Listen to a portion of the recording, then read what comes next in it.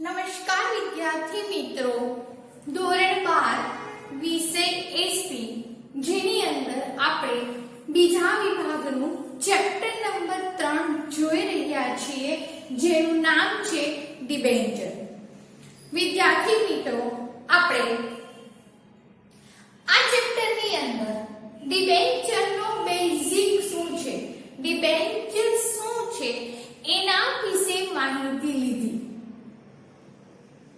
કે ભાઈ ડિબેન્ચર કોને કહેવાય, ડિબેન્ચર છે શું, આના વિશે આપણે ગયા લેક્ચરની અંદર અભ્યાસ કરી રહ્યા છીએ. ડિબેન્ચર એટલે શું, તો આપણે એવું ભણ્યા કે ડિબેન્ચર એટલે કંપનીએ ઊભું કરેલું દેવું. ટૂંકમાં એવું કીધું કે ડિબેન્ચર એટલે દેવાનો સ્વીકાર કરતો દસ્તાવેજ. કેમ દેવાનો સ્વીકાર કરતો દસ્તાવેજ? કારણ કે ડિબેન્ચર જે છે એ ડિબેન્ચર ઉછીની લીધેલી મૂડી છે. કંપનીને જ્યારે લાંબા ગાળાના પૈસાની જરૂરિયાત ઊભી થાય છે, એવા સમય સંજોગોની અંદર કંપની શું કરે છે, જાહેર જનતા પાસેથી ઉછીની મૂડી લે છે. અને આ ઉછીની મૂડી જેને કંપની દ્વારા 2013 પ્રમાણે કીધું ડિબેન્ચર.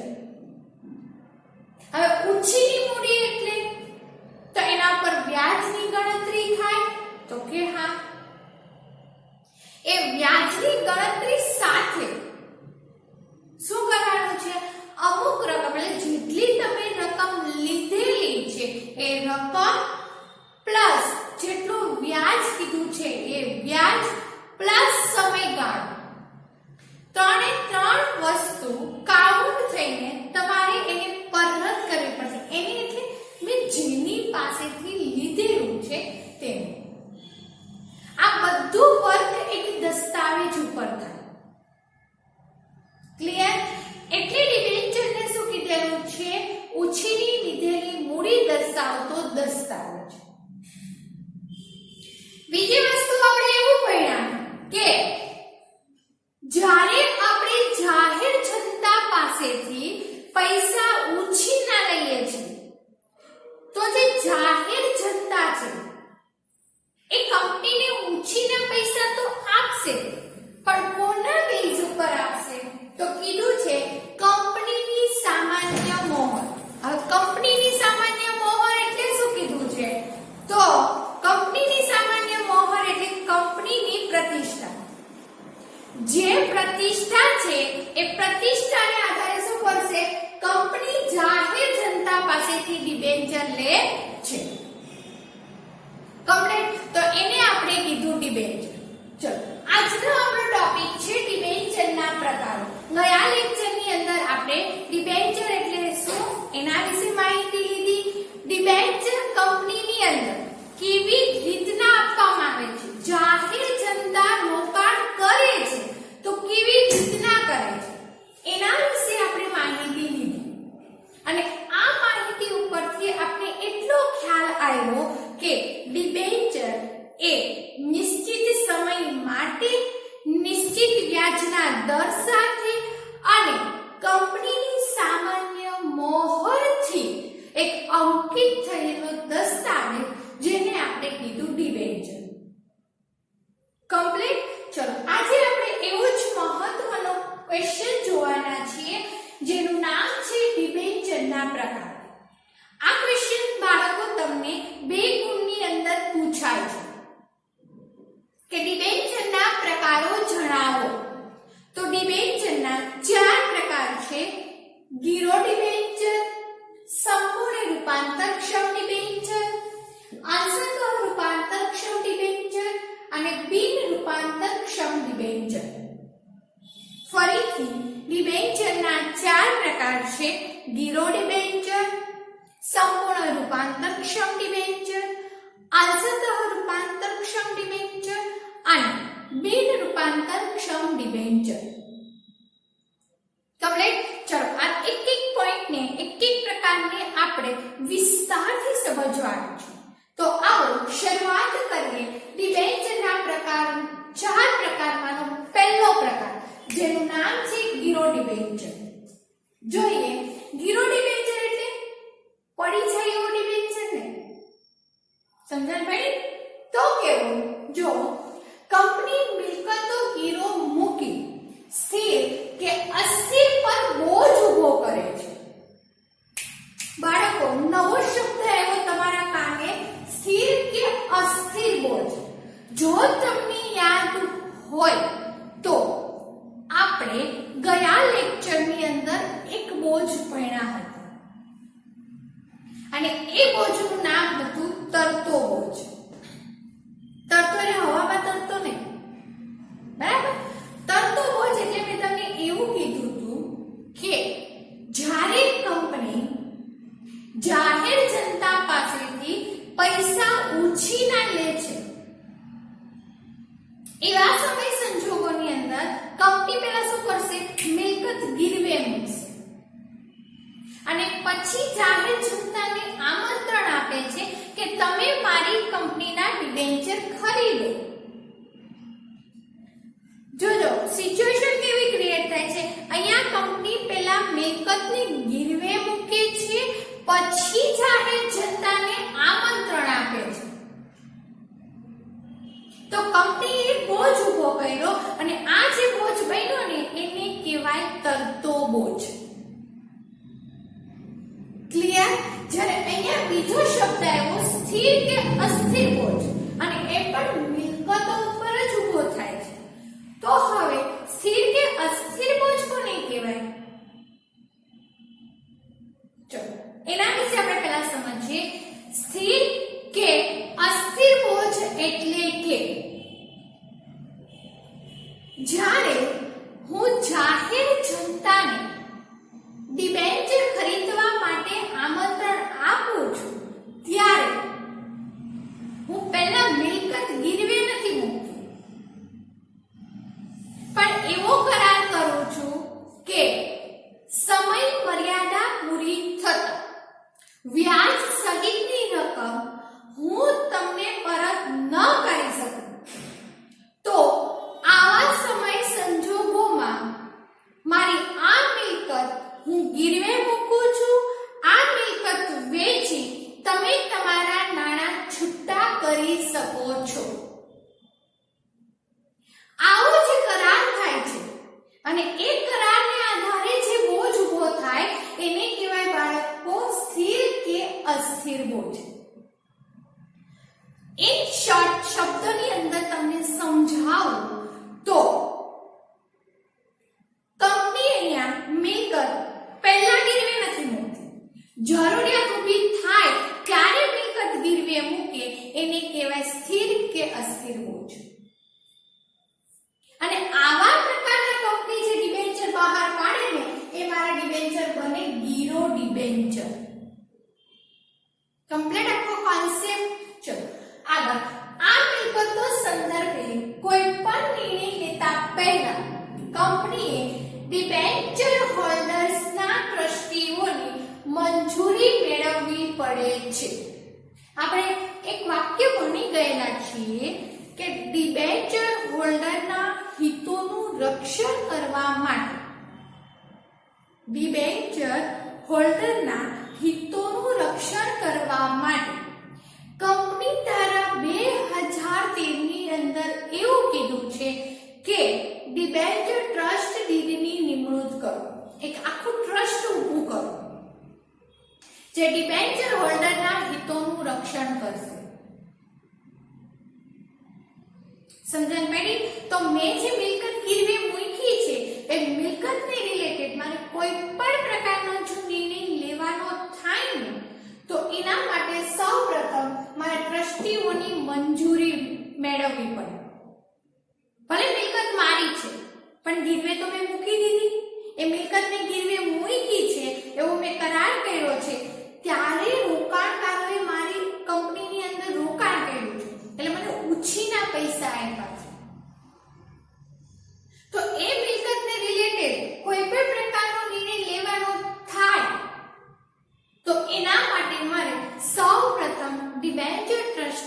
ટ્રસ્ટીઓની મંજૂરી લેવી પડે. કમ્પ્લીટ. ત્યાર પછી એવું બી કીધું છે કે જ્યારે કંપની વિસર્જન કરે ત્યારે સૌપ્રથમ અગ્રતા ક્રમે એટલે સૌથી પહેલા નાણાં લેવાનો અધિકાર કોનો હશે? ડિબેન્ચર હોલ્ડરનો હશે. કારણ કે એ આપણી કંપનીના શું કહેવાય? લેણદારો કહેવાય. એટલે લેણદારોને પહેલા પૈસા આપવા પડે, પછી તમે કંપનીના વહીવટ કરી શકો છો. કમ્પ્લીટ એટલું? તો આ છે આપણા ડિબેન્ચરના પ્રકારનો પહેલો પ્રકાર, ગીરો ડિબેન્ચર. ફરીથી રિપીટ કરું છું, કંપની મિલકતોને ગીરે મૂકી અથવા ગીરો મૂકી સ્થિર કે અસ્થિર બોજ ઊભો કરે અને જે ડિબેન્ચર બહાર પાડે છે તેને ગીરો ડિબેન્ચર તરીકે ઓળખવામાં આવે છે. મિલકત સંદર્ભે કોઈ પણ નિર્ણય લેતા પહેલા કંપનીએ ડિબેન્ચર ટ્રસ્ટીઓની મંજૂરી મેળવવી પડે છે અને કંપની વિસર્જન સમયે અગ્રતા ક્રમે નાણાં મેળવવાનો અધિકાર ડિબેન્ચર હોલ્ડરનો હોય છે. ત્યાર પછી એવો જ બીજો પ્રકાર આવે છે જેનું નામ છે સંપૂર્ણ રૂપાંતરક્ષમ ડિબેન્ચર. જેવું નામ છે ને એવું જ બાળકો કામ છે. સંપૂર્ણ રૂપાંતરક્ષમ ડિબેન્ચર એટલે પૂરેપૂરું ડિબેન્ચરની અંદર રૂપાંતરિત થાય. જોઈએ એની અંદર નિશ્ચિત સમય મર્યાદાને અંતે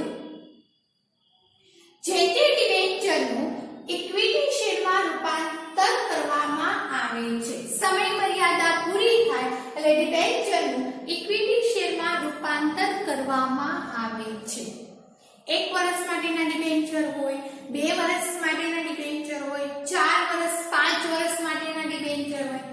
જેટલા સમય માટેના ડિબેન્ચર છે એ સમય મર્યાદા પૂરી થશે એટલે ડિબેન્ચરનું શેની અંદર રૂપાંતરિત થશે? ઇક્વિટી શેરની અંદર રૂપાંતરિત થઈ શકે છે. પણ કંપની અહીંયા તમને બે ઓપ્શન આપશે. હવે એ બે ઓપ્શન એટલે કયા હશે? જો ઓપ્શન નંબર પહેલો, ડિબેન્ચરના નાણાં પરત લેવા છે. બીજો ઓપ્શન, તેટલી રકમના ઇક્વિટી શેર લેવા છે. એક સિમ્પલ એક્ઝામ્પલ આપીને તમને સમજાવું. મેં તમારી પાસેથી 1 વર્ષના ડિબેન્ચર લીધા. એટલું ક્લિયર? 1 વર્ષ પૈકી 1 વર્ષ પૈતા પછી હું તમને બે ઓપ્શન તમારી સમક્ષ બે ઓપ્શન મૂકીશ કે ભાઈ તમારે ડિબેન્ચરના જેટલા બી નાણાં મારે તમને આપવાના છે એ બધા પરત જોઈએ છે કે પછી એટલા જ ડિબેન્ચરનું તમારે ઇક્વિટી શેરની અંદર રૂપાંતરિત કરવું છે. તમે એમ કહેશો નહીં મારે બધા પૈસા પરત જોઈએ તો તમને બધા વ્યાજ સહિતની રકમ આપી દઈશ. બટ તમે એવું કહો છો કે મારે પૈસા નથી જોતા, મારે એનું ઇક્વિટી શેરની અંદર રૂપાંતરિત કરી અને કંપનીના માલિક બનવું છે તો હું એ કરી આપીશ. તો આવા જે ડિબેન્ચર હશે એને કીધું સંપૂર્ણ રૂપાંતરક્ષમ ડિબેન્ચર. કમ્પ્લીટ. ચલો ત્યાર પછી આવે છે આપણો ત્રીજો પ્રકાર, અંશતઃ રૂપાંતરક્ષમ ડિબેન્ચર. અંશતઃ રૂપાંતરક્ષમ ડિબેન્ચર એટલે જોઈએ એની અંદર અહીં ડિબેન્ચરના બે ભાગ પાડી દેવામાં આવે છે જેમાં ડિબેન્ચરનો એક ભાગ સંપૂર્ણ રૂપાંતરિત હોય છે જ્યારે બીજો ભાગ બિન રૂપાંતરિત હોય છે. જો અંશતઃ રૂપાંતરક્ષમ ડિબેન્ચર, અંશતઃ એટલે થોડું રૂપાંતર કરવાનું છે.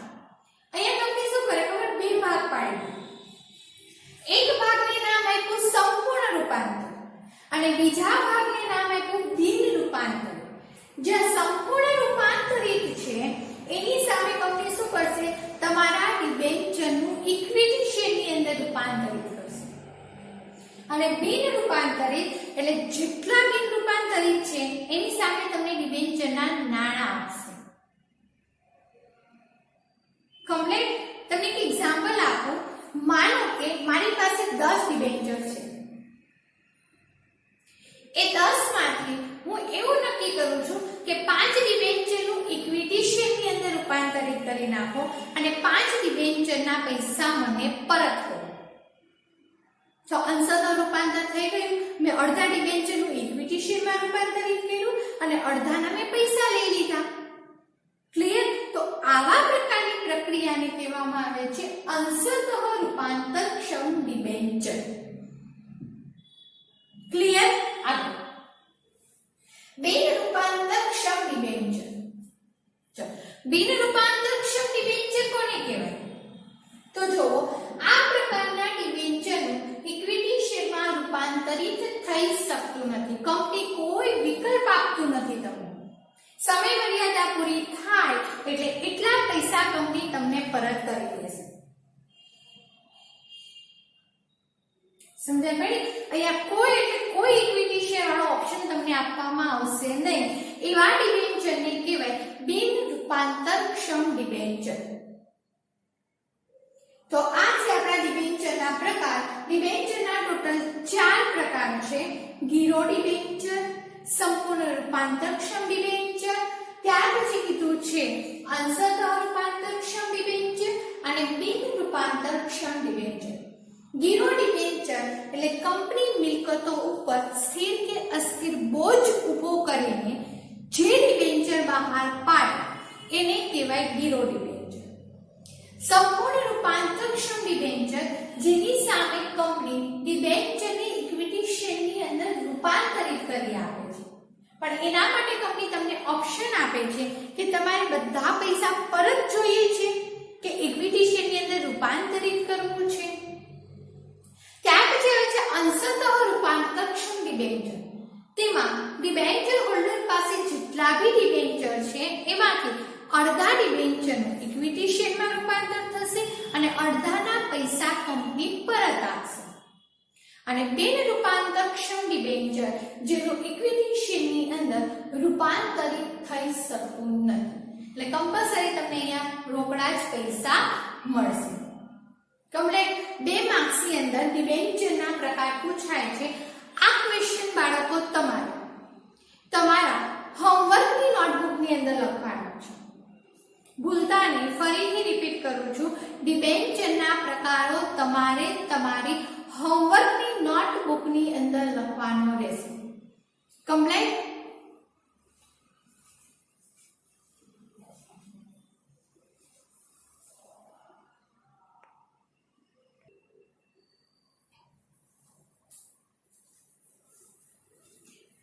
ચલો બાળકો, ત્યાર પછી આપણો આગળનો ટોપિક છે જેનું નામ છે ડિબેન્ચર હોલ્ડરના અધિકાર. સૌપ્રથમ ટાઇટલ હું તમને સમજૂતી આપું. ડિબેન્ચર હોલ્ડર એટલે ચલો એને મૂકીશ સાઈડ. શેર હોલ્ડર એટલે શેર ખરીદનાર વ્યક્તિ, જેની પાસે શેર હોય એને આપણે શેર હોલ્ડર કીધું. સેમ વસ્તુ છે ડિબેન્ચર હોલ્ડર. જે ડિબેન્ચર ખરીદે છે એને કહેવાય ડિબેન્ચર હોલ્ડર. એટલું કમ્પ્લીટ. એમના અધિકારો એટલે હક થાય. તો ડિબેન્ચર હોલ્ડરના કંપની ધારા 2013 મુજબ કેટલા અધિકારો કેટલા હક મળેલા છે એની ચર્ચા, એની સમજૂતી આપણે આ ક્વેશ્ચનમાંથી લેવાની રહેશે.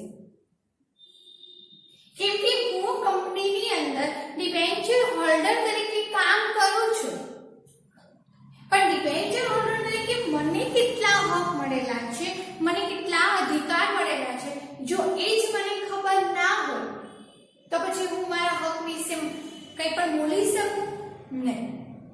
એટલે ડિબેન્ચર હોલ્ડર તરીકે મને કેટલા અધિકાર મળેલા છે, મને કેટલા હક મળેલા છે એ જાણવું પણ જરૂરી છે. કમ્પ્લીટ? ચલો એની અંદરનો આપણો પહેલો અધિકાર જોઈએ. નિર્ધારિત સમય એટલે નક્કી કરેલા સમયે અને નિશ્ચિત દરે એટલે નક્કી કરેલા દરે વ્યાજ મેળવવાનો અધિકાર. કારણ કે ડિબેન્ચર શું હશે? અમુક સમય માટેના હશે, એના ઉપર વ્યાજની ગણતરી થતી હશે. તો જેવો સમય પૂરો થાય એટલે તરત જ વ્યાજ સહિત અધિકાર કોનો છે? ડિબેન્ચર હોલ્ડરનો. કેમ? કારણ કે કંપનીએ તમારી પાસેથી ઓછીની મૂડી લીધેલી છે, અમુક સમય માટે મૂડી લીધેલી છે. ક્લિયર? ઓકે. બીજું, સમય મર્યાદા પૂરી થતા નાણાં પરત મેળવવાનો અધિકાર. 1 વર્ષ માટેના હોય ડિબેન્ચર, તો જેવું 1 વર્ષ પૂરું થશે, 2 વર્ષ હોય તો 2 વર્ષ પૂરું થાય, જેવી સમય મર્યાદા પૂરી થશે એટલે નાણાં પરત મેળવવાનો અધિકાર કોનો હશે? Debenture holder. ક્લિયર? આગળ, રજિસ્ટર ઓફિસે રાખવામાં આવેલ દસ્તાવેજોનો અભ્યાસ, તપાસ અને નકલ મેળવવાનો અધિકાર. કારણ કે કંપની ધારા 2013 પ્રમાણે એવો નિયમ બનાવેલો છે કે કંપનીની સ્થાપના થાય ત્યારથી લઈ કંપની જેટલું બી કામ કરે એની એક નકલ તમારે રજિસ્ટર ઓફિસે પહોંચાડવી પડે. ટૂંકમાં કંપનીની બધી જ માહિતી રજિસ્ટર ઓફિસે હશે? તો કે હા. ડિબેન્ચર હોલ્ડરને એવું થાય કે ભાઈ મારે કંપનીને રિલેટેડ દસ્તાવેજોનો અભ્યાસ કરવો છે, એની તપાસ કરવી છે કે ખરેખર કંપની જેવું બોલે છે એવું કામ કરે છે કે નહીં. તો રજિસ્ટર ઓફિસે જઈ અને એની તમે કોપી કઢાવી હોય તો કોપી પણ કઢાવી શકો, એના ઉપર તમે અભ્યાસ પણ કરી શકો અને બધા જ દસ્તાવેજોને તમે તપાસી પણ શકો છો. કમ્પ્લીટ? ફરીથી 3 અધિકાર રિપીટ કરું છું. નિર્ધારિત સમયે અને નિશ્ચિત વ્યાજ મેળવવાનો અધિકાર. બીજું, સમય મર્યાદા પૂરી થતા નાણાં પરત મેળવવાનો અધિકાર. અને ત્રીજું કીધું છે રજિસ્ટર ઓફિસે જઈને ત્યાં રાખેલા દસ્તાવેજોનો અભ્યાસ, તપાસ અને નકલ મેળવવાનો અધિકાર. કમ્પ્લીટ? ચલો, ત્યાર પછી આવે છે ચોથું, રજિસ્ટર ઓફિસે જરૂરી ફી ભરી જે તે સાચી માહિતી મેળવવા. તમને જરાક થોડો ડાઉટ જેવું લાગતું હોય કંપનીને રિલેટેડ અને તમારે એની સાચી માહિતી મેળવવી છે તો રજિસ્ટર ઓફિસ તમને જેટલી બી ફી માંગે છે એ ફી આપી અને રજિસ્ટર ઓફિસેથી તમે માહિતી મેળવી શકો છો. આગળ, ડિબેન્ચર ધારકો સાથે ટ્રસ્ટ કરાર કરે છે તેની જોગવાઈઓ મુજબ આ કામગીરી થાય છે કે કેમ તેની જાણકારી મેળવવાનો અધિકાર. એટલે શું હશે? અહીંયા આપણે એવું શીખ્યા કે ડિબેન્ચર હોલ્ડરના હિતોનું રક્ષણ કરવા માટે કોણ હશે? ડિબેન્ચર ટ્રસ્ટી હશે. તો જેવું ડિબેન્ચર ટ્રસ્ટીની નિમણૂક થશે ને એટલે ડિબેન્ચર ટ્રસ્ટી અને કંપની બંને વચ્ચે કરાર થશે. કોને લઈને? ડિબેન્ચર હોલ્ડરને લઈને.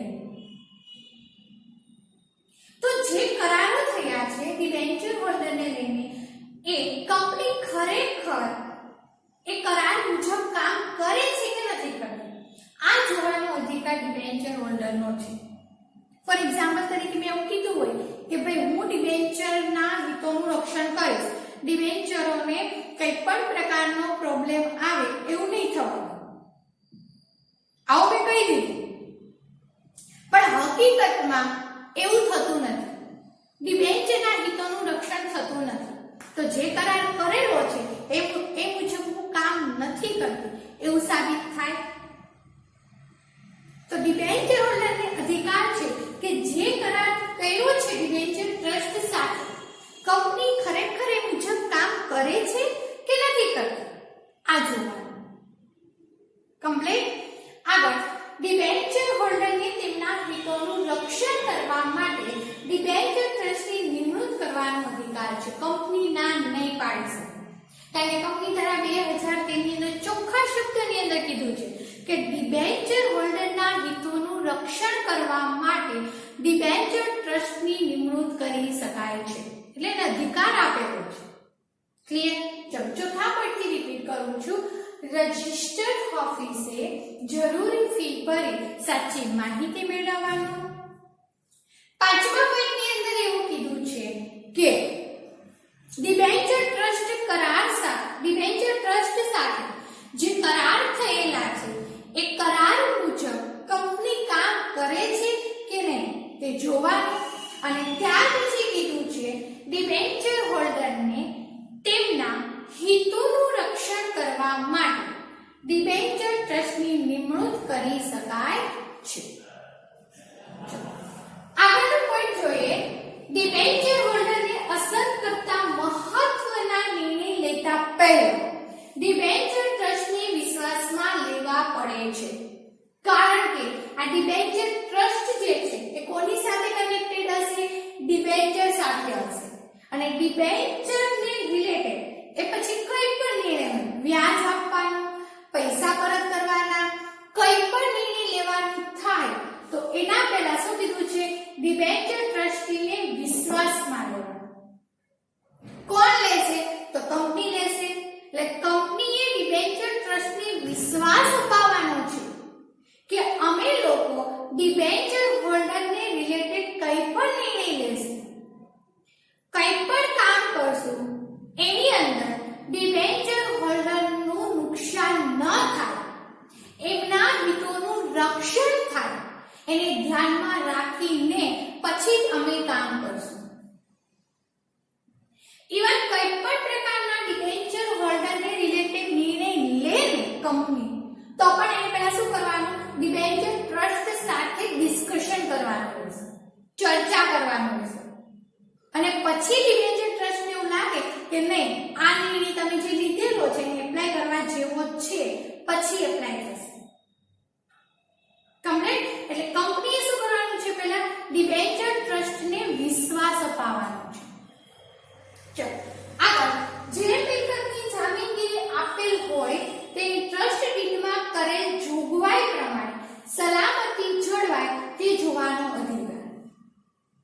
કારણ કે ઘણી વખત શું કરે છે, કંપની પહેલા મિલકતને ગીરવે મૂકે અને પછી ડિબેન્ચર બહાર પાડે, અથવા ડાઉટ જેવું લાગે તો પછી મિલકત ગીરવે મૂકે અને પહેલા ડિબેન્ચર બહાર પાડે. તો આવા સમય સંજોગોની અંદર મિલકતને જે જામીનગીરી સ્વરૂપે ગીરવે મૂકેલી છે તેનું સલામતી જળવાઈ રહે તે જોવાનો અધિકાર કોનો છે? ડિબેન્ચર હોલ્ડરનો રહેશે. આગળ, શરતોનું પાલન ન કરે એટલે ડિબેન્ચર ટ્રસ્ટ સાથે જે કરાર થયેલા છે તે, પછી કંપની ધારા 2013 પ્રમાણે ડિબેન્ચરને રિલેટેડ જે નિયમો બનાવેલા છે એ નીતિ નિયમોનું પાલન ન કરે તેવા સંજોગોમાં કાયદેસરની